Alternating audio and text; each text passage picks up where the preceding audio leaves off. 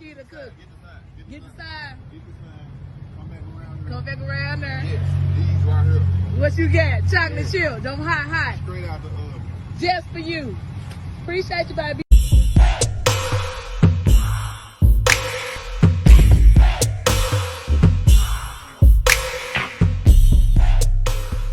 Hey, what's up? This your boy Big Man. You already know what it is, man. So let's get right to it.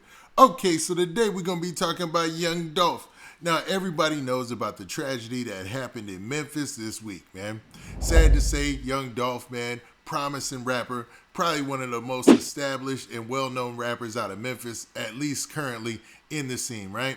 And he lost his life due to some senseless gun violence and some, I want to say it's probably some haters, man. I'm going to keep it real, man. But it's a sad situation for hip-hop. Everybody's been trying to figure out how things have gone down this road and how we got to this point.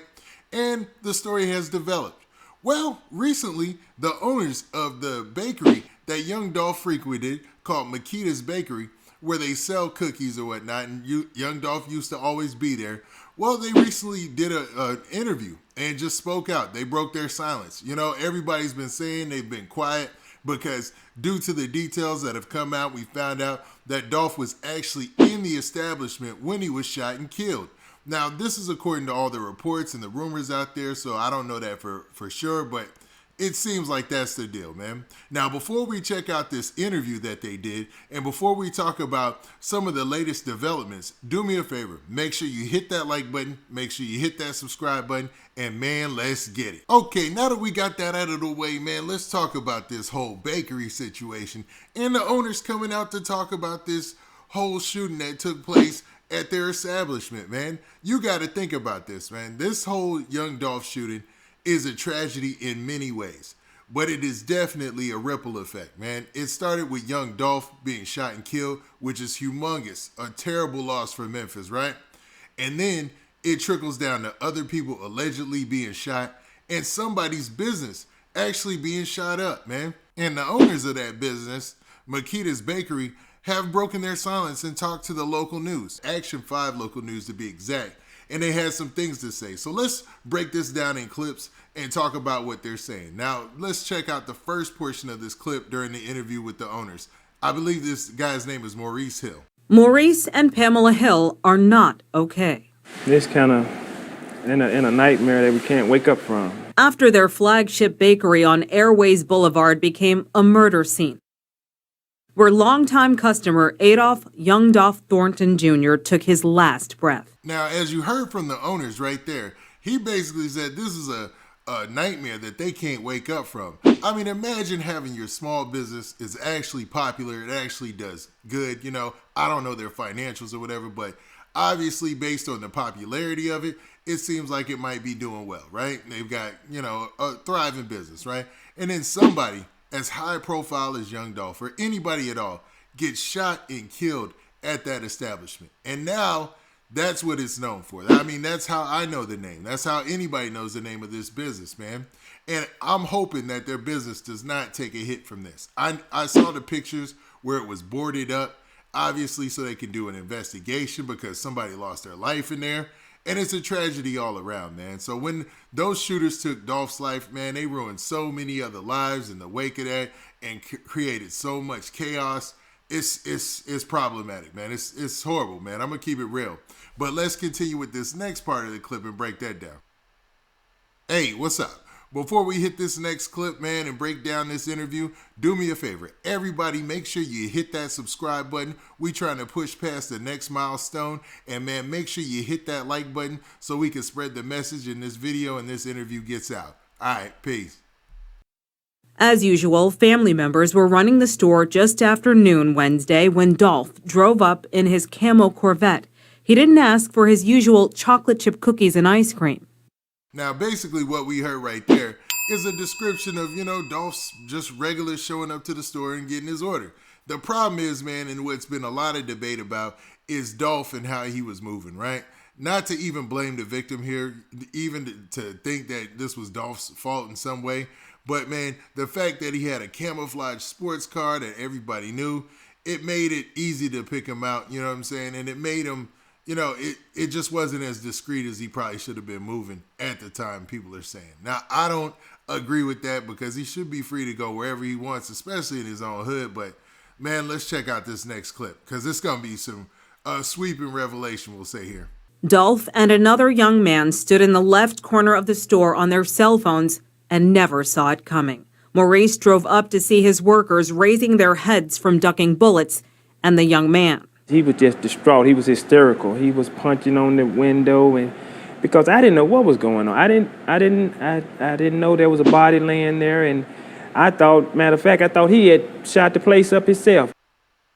Now, this is where, that argument begins about, Young Delph and his homeboy, man. Now, Young Delph was actually with somebody.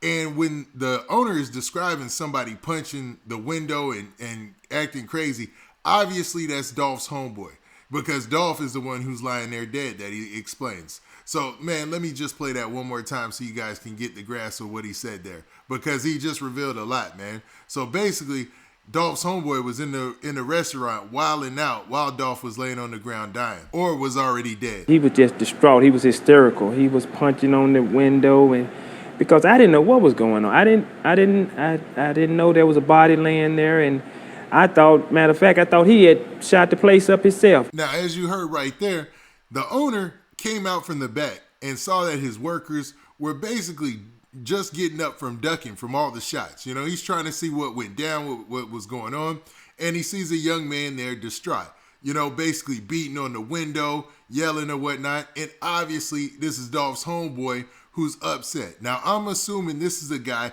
that's in the photo of the person who's shooting back at the shooters when they're driving away. There's a picture of the guy right here in all black, and he's basically shooting at the guys who shot up the Makeda's bakery and is shooting back, as they're driving away and speeding off while they're in the white Mercedes.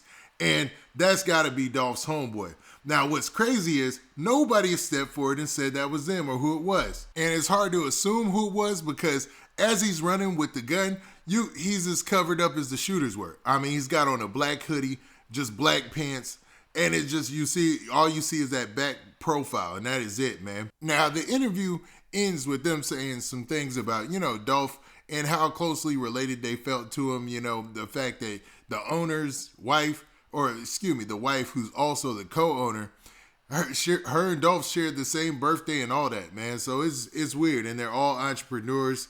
They just felt bad about the situation. And when you hear this story of how the bakery got its name, it's a tragedy. So what I'm hoping in this situation is everybody who used to go to that bakery or the people who used to frequent it, once they open back up, we'll go back to the establishment, man. Might as well invest in a small business and help these folks out because they didn't bring on this tragedy. This tragedy brought itself on, man. You'd hate for them to have to take a financial hit or for their business to take a fold just because of this situation.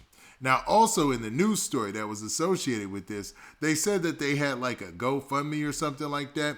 So they're trying to get things back in motion and back up, obviously. And all of this was brought on through no fault of their own, man. So I'm hoping that, their business picks back up and they get things back in motion. But right now, it looks like they're just trying to get money up so that they can repair the building, man. So horrible, man, horrible.